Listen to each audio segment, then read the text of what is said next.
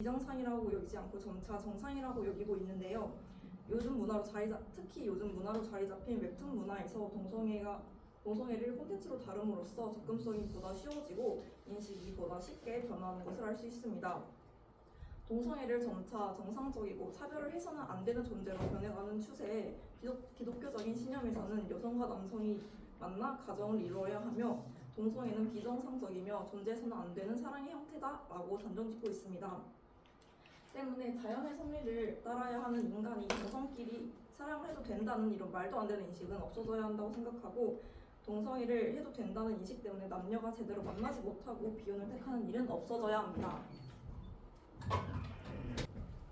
네, 맞습니다. 요즘 동성애에 대한 것들이 미화되어 올라오는 일들이 많은데요. 이렇게 들어보니 미화된 동성애가 비혼을 장려할 수도 있을 것 같습니다.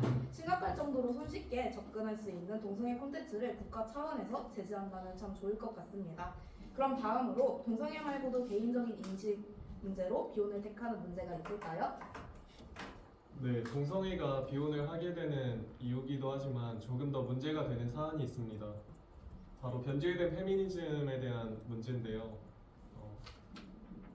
본래 모든 성은 평등하고 차별이 없어야 된다는 본래의 페미니즘에 의의해서 지금 대한민국의 주류를 이루고 있는 페미니즘은 남성을 억압하는 자, 잠재적 가해자라고 생각하는 페미니즘이 주류를 이루고 있습니다. 이를 레디컬 페미니즘이라고 하는데요. 레디컬 페미니즘에 대한 핵심은 남성이 여성의 성생활과 출산 그리고 모든 억압의 근본적인 요소라고 생각한다는 것입니다. 이렇게 남성 혐오를 가지게 되는 사람들이 늘어나면서 남성과의 결혼을 하지 않는 비혼주의가 늘어나게 되었고 이 비혼주의가 늘어나게 되면서 혼인율이 낮아지게 되어 점점 저출산이 심화되었습니다. 이런 개인의 올바르지 않은 인식으로 남에게 전파하는 것은 없어져야 한다고 생각합니다.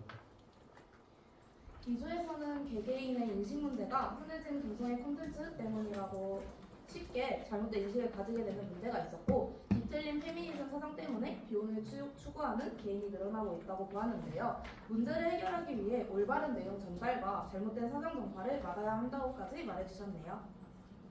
이렇게 저출산 문제가 해결되지 않는 이유에 대해서 두 조의 의견을 들어봤는데요.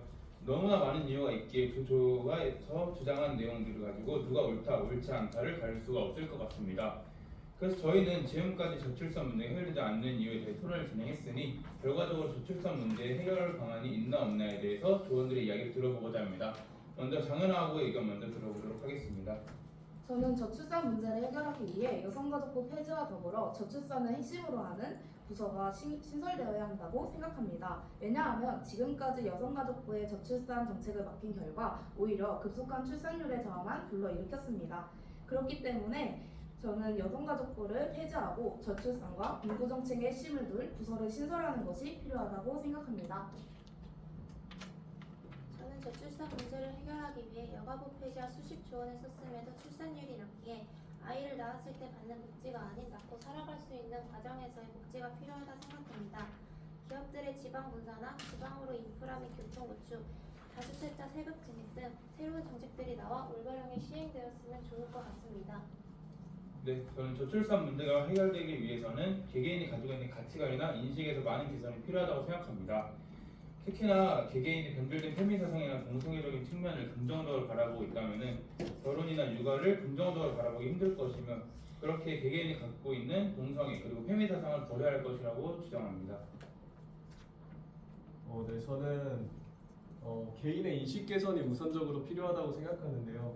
왜냐하면 페미니즘, 동성애와 같은 문제를 해결하기 위해서는 정책도 중요하지만 근본적으로 개인의 인식이 바뀌지 않는다면 개선되기 힘들다고 생각하기 때문입니다. 이러한 인식을 개선하기 위해서는 사회 문제를 올바르게 바라볼 수 있는 힘을 길러야 한다고 생각합니다. 저는 저출산 문제를 해결하기 위해 사람들의 인식을 바꾸기 위해 노력해야 한다고 생각합니다. 결혼을 해도 좋다는 인식을 심어줘도 모자를 판에 동성애와 뒤틀린 페미 사상이 너무 세상에 나와 있습니다. 때문에 이러한 문제를 세상에 나오지 않게끔 점차 막아내면서 자연스럽게 인식 개선을 하면 좋을 것 같습니다. 다음으로 저출산과 관련된 의견을 주관 학우분들에게 물어봤습니다. 첫 번째로 만난 학우분은 저출산과 국민연금 저축액 강도 이슈에 대해 말해주셨습니다. 취업을 한다면 연금소득세로 매월 9%를 내야 한다는데 노인이 되어도 낸 만큼의 연금을 못 받게 될 것 같다.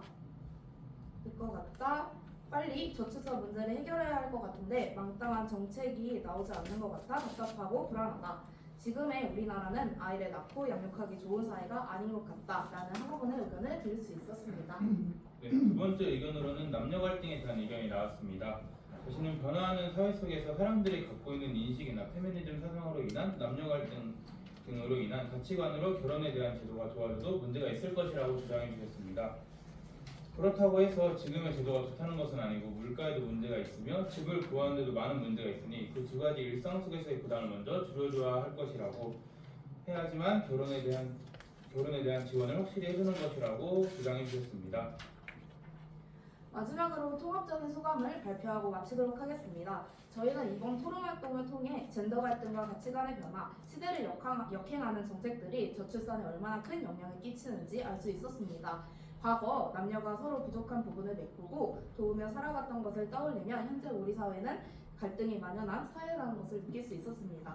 저희는 저출산을 대비하기 위해 실효성 있는 정책과 개인 스스로의 노력 또한 중요하다는 것을 알 수 있었습니다. 네, 이렇게 1조와 2조의 토론을 마치도록 하겠습니다. 발표 들어주셔서 감사합니다. 네, 수고 많으셨습니다.